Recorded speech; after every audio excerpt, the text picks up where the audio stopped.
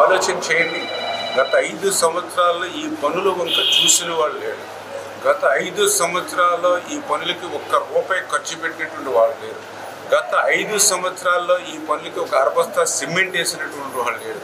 మరి 5 సంవత్సరాల్లో వాళ్ళ అధికారాన్ని ఏ రకంగా గడిపారంటే మరి ఆర్భాటంగాను, అహంకారంగాను, అహంభావంగాను, కక్షలతోటి, కేసులతోటి, వేధింపులతోటి ఆ రోజు పాలనంతా జరిగినటువంటి పరిస్థితి.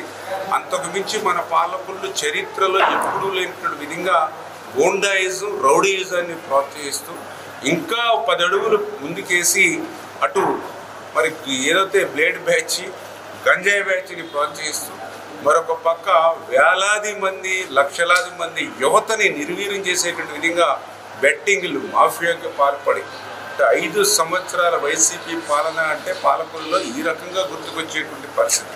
సాక్షాత్తు ఒక శాసనసభ్యుడు, శాసన మండలి సభ్యుడి మీద కూడా దాడి చేసేటువంటి విష సంస్కృతి మొట్టమొదటిసారిగా పాలకులలో వైసీపీ ప్రవేశపెట్టినటువంటి పరిస్థితి. ఎప్పుడైనా సరే అభివృద్ధిలో పోటీ పడాలి, సంక్షేమంలో పోటీ పడాలి. కానీ అభివృద్ధిని, సంక్షేమాన్ని గాలి కుదిలేశారు. 5 సంవత్సరాలు కూడా ఆ దాడుల మీద, ఆ రౌడీజం మీద, ఆ గోండాయిజం మీదే బతకాలని చూశారు. ఆ సెటిల్మెంట్ల మీదే బ్రతకాలని చూశారు. ఆ బెట్టింగ్ల మీదే బతకాలని చూశారు.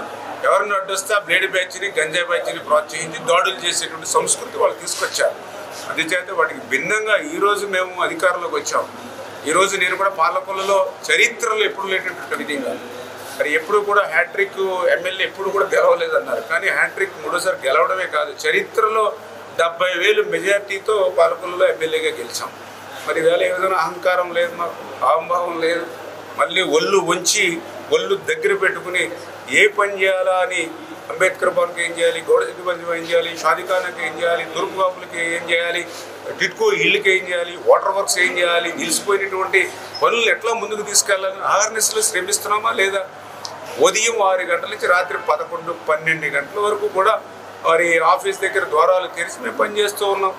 ఒక పక్కన రాష్ట్రానికి పనిచేస్తూ, ఒక పక్కన పార్టీకి పనిచేస్తూ, ఇరిగేషన్ పనిచేస్తూ, పాలకులకి ఇంత పెద్ద ఎత్తున మీరే చూసారు. CMRF చెక్కులు ఇవాళ వందలాది మంది, వేలాది మంది, లక్షలాది రూపాయలు, కోట్లాది రూపాయలు ఇవాళ వారం వారం CMRF చెక్కులు తీసుకుంటూ ఉన్నారు. అంటే ఎంత పాలకులకి ఎవరైనా హాస్పిటల్కి మరి ఆరోగ్యం బాగాలేదని చెప్తే దగ్గరుండి హాస్పిటల్లో చేర్చిన దగ్గర నుంచి మళ్ళీ ఇంటికి వచ్చేంత వరకు కూడా మేము శ్రద్ధ తీసుకుంటూ ఉన్నాం ఆ పేషెంట్ కోలుకునేటువంటి విధంగా. మరి 5 సంవత్సరాలు వాళ్ళు పాలనిస్తే ఏ రకంగా వాళ్ళు రౌడీజం, గూండాయిజం చలాయించారు. ఈరోజు మాకు పాలన ఇచ్చిన తర్వాత ఈ సంవత్సర కాలంలోనే ఎంత అభివృద్ధిని, సంక్షేమాన్ని అంటే ఎంత ఒళ్ళు దగ్గర పెట్టుకుని మేము పనిచేస్తూ ఉన్నాము. ఆ ప్రజలు రుణం తీర్చుకునేటువంటి విధంగా ఏ విధంగా పనిచేస్తున్నామో మేము పనిచేసేటువంటి పనులే ఒక ఉదాహరణ అనే విషయాన్ని సందర్భంగా మీ ద్వారా తెలియదు.